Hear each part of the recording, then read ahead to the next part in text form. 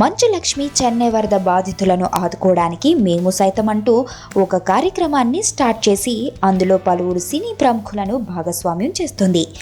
ఇప్పటికే మంచు లక్ష్మి మేము సైతం కోసం రానా కూరగాయల మూటలు మోయగా రకుల్ కూరగాయలను అమ్మింది.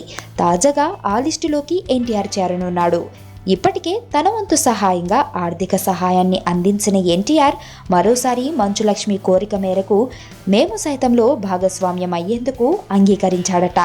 జనాల మధ్యకు వచ్చి విరాళాలు సేకరించనున్నాడు ఎన్టీఆర్.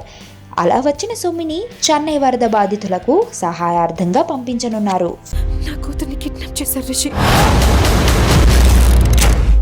నా కూతుర్ని వెతికి పెట్టగలవా? ఎవరినో పెళ్లి చేసుకొని వెళ్ళిపోయింది. ఇప్పుడు వాళ్ళ కూతురు కిడ్నాప్ అయితే నీకేంట్రా? 2 months బ్యాక్ ఒక చిన్నపిల్ల కిడ్నాప్ అయిందండి. కిడ్నాపా? ఎప్పుడండి? మీరెవరు? నువ్వెవరు? ఎవరు మీరు? ఎక్కడో అమెరికా నుంచి వచ్చి